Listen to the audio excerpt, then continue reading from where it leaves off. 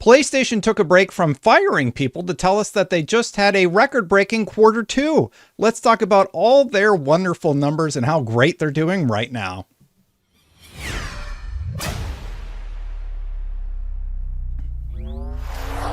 That's right. We're going to start with the PlayStation news, but a lot has been happening. Grand Theft Auto 6 got announced. There was a Mass Effect day, but let's talk about some numbers here. So a few things are changing at PlayStation.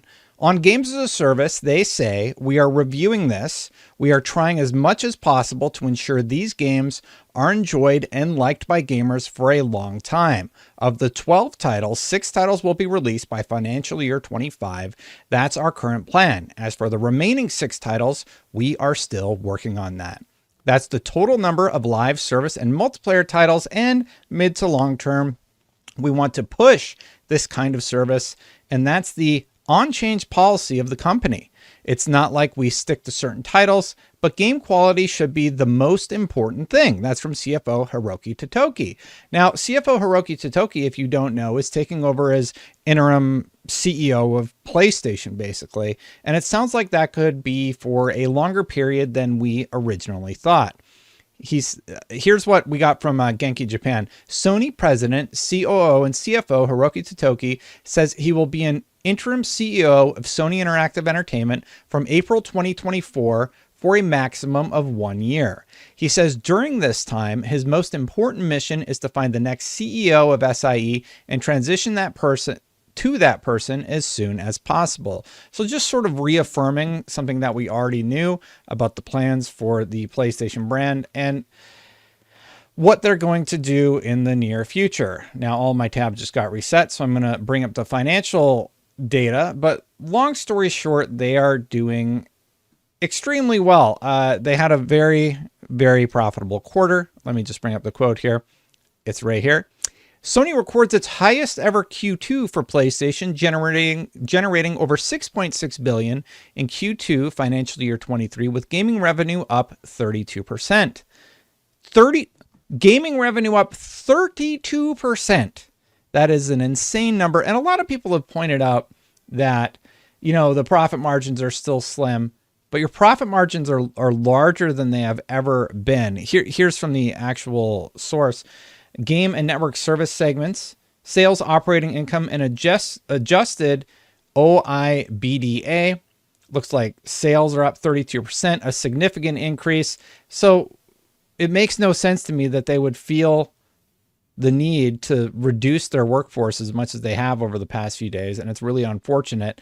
And I imagine Microsoft, who's also been posting record-breaking numbers, is also going to go through this also. It just doesn't, the headcount reduction thing doesn't make sense to me. So maybe some business person who can like lay this out in very layman's terms can explain it to me. But that's got to be awful to hear to all the people who just got laid off. You know, we just talked about the Bungie layoffs, and now they have a 32% increase.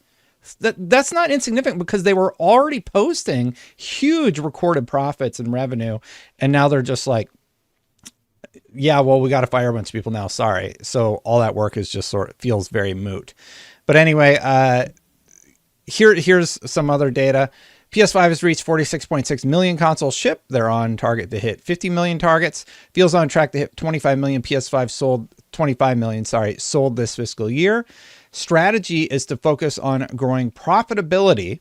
Sony president and CEO Heroki Toki to step in as interim SIE CEO for around a year. Half of the 12 live service games in development have been delayed beyond March 2026 to ensure higher quality for players. Now, I'll give them this. The higher quality thing is very important, and it is nice to see a company say, hey, look, and not just them, most companies are now realizing that consumers are just not going to put up with subpar quality, and it will impact your sales negatively. If you look at the Mass Effect news and how Andromeda did, Andromeda would have done a lot better than it did had it had positive reception surrounding it. There was another slide here in the Sony presentation. Like I said, all my tabs got reset, so I have to like queue it back up. I'm trying to find it here really quick.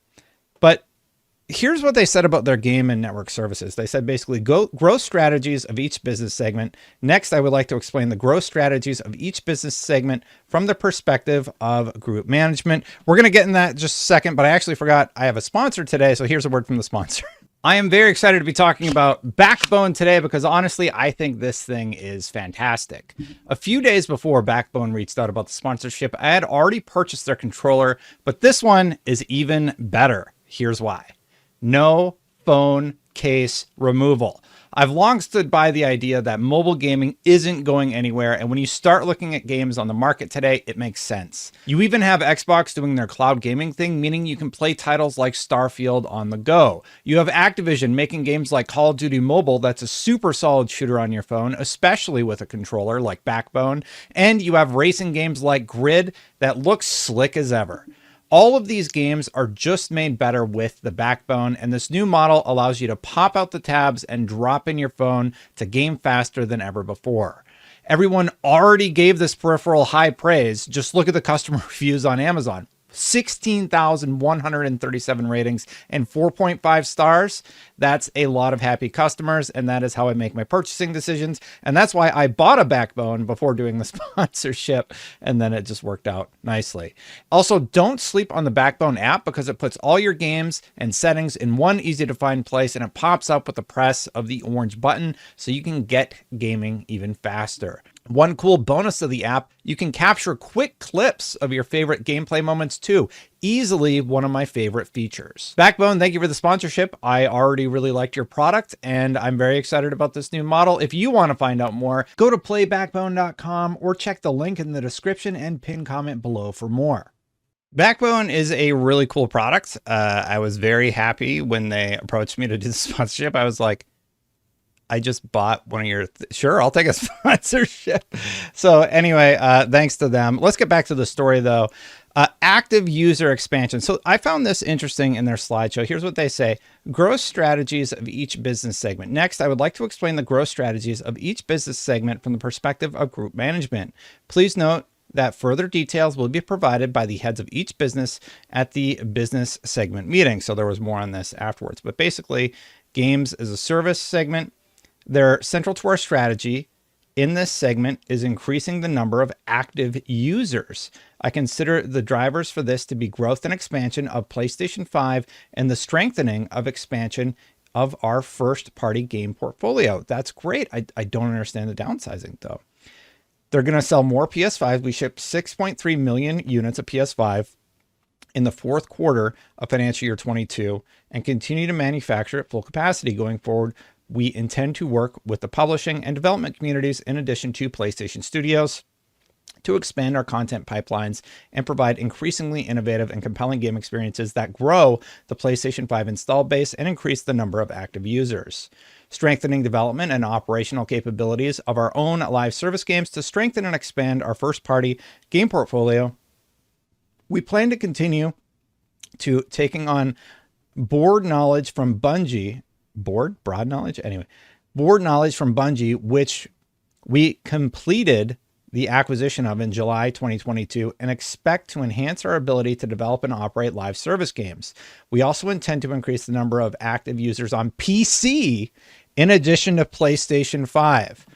Why is that notable? Because for so long, PlayStation fans have been hesitant to talk about the PC market and how much it's going to help the PlayStation brand. So with Jim Ryan out, I imagine you start seeing a much shorter window between the PlayStation release and the PC release. I think we're going to get PC titles faster, and I think that's great. Look, Microsoft has been very smart about how they handle their multi-platform releases. They know that the box isn't like the end-all be-all. And they've made a smart pivot, in my opinion, to allowing their games to release in multiple platforms, and I hope Sony follows suit. There was another story here about some of their movie properties, and I gotta say, so I watched the Gran Turismo movie recently. It's great. I haven't seen The Last of Us. We know was great. I started on Uncharted on Netflix. It's whatever. But we have Ghost of Tsushima coming, and people are saying that they like Twisted Metal. So they talked a little bit about this, and they said Maximizing value by deepening the deployment of IP across our entertainment business, entertainment x entertainment synergies. Now, you might scoff at this, but the Gran Turismo movie resulted in Gran Turismo spiking on the sales chart. Gran Turismo was like in the top 10 sales around the time of the movie release. So for all the flack we give Jim Ryan for some of his terminology, I can't virtuous something. I can't remember what he called it, but I remember laughing about it at the time, but he's right. He was right at the end of the day about how getting people a really, really good movie about a game. I think the Gran Turismo movie is great. I don't care what the critics say. I really liked it. And go watch it, actually, because I've been super into sim racing and I was like, wow, this is really awesome. And it's based on a true story. They took some liberties, but anyway, it was a really fun movie and it resulted in more game sales. So Sony's being really smart about what they have at their disposal. They have all these IPs that they can leverage into shows, basically. And the shows that they're making are really good. The Last of Us HBO series was great. The Gran Turismo movie was great. I think Uncharted was sort of so-so. Out of all the things that we've seen, but we have Twisted Metal on the way, which looked really camp, but is getting positive reviews. And we have Ghost of Tsushima on the way. So that's an interesting strategy from their perspective. Here's what they say: maximizing value by deepening the deployment of IP across our entertainment businesses, entertainment x entertainment synergies. A leading example of synergies that can be generated between our entertainment businesses is the visualization of game IP and accelerating the growth of anime, which Mr. Yoshida mentioned. Following on from the success of last year's feature film Uncharted and this year's Last of Us on HBO, PlayStation Productions is working on the production of film and TV adaptations for other PlayStation IP, including Gran Turismo and Twisted Metal. We are also planning a number of biopics based on Sony music artists. I think that's great, and it's a very, very smart strategy. Yeah, this is the 2023 corporate meeting. Like, did I download the wrong document? I feel like they're speaking in past tense. Let's see if they have a copyright here. Did I open an old document? Anyway, very interesting stuff in this presentation. I'll link to it in the comments below. But it's good to hear that they're thinking about that, because the Gran Turismo movie ended up doing exceptionally well, and it really, really worked to their advantage. So I hope they do more of that, because the stuff they've been making is great. So let's see it continue. The only like cynical side of me aspect to this whole thing is they just laid off a whole bunch of people, and they're releasing these reports to talk about how their profits are basically record breaking for the quarter. And it's really unfortunate that these companies seem to be doing better than they have ever done. And yet the employees who make that a reality are currently being laid off en masse, regardless of what platform you like. Like it happened at Xbox at the beginning of the year. It's happening at PlayStation now at the end of the year.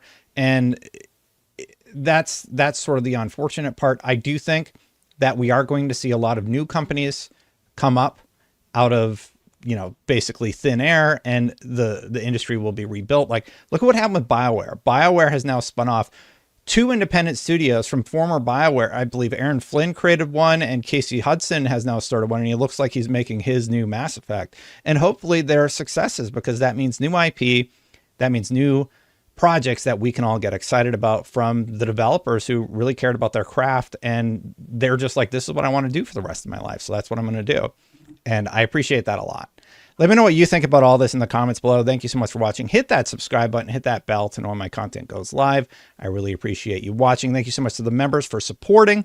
I'm going to try and be a little bit more regular with these. It's been a tricky few weeks, but thank you for supporting. Click that join button if you want to become a member and support the channel. I'm going to get out of here. Check out my last video. I think we talked about the Bungie thing with Paul. So check that out, and I'll see you for the next one. Bye for now, everybody.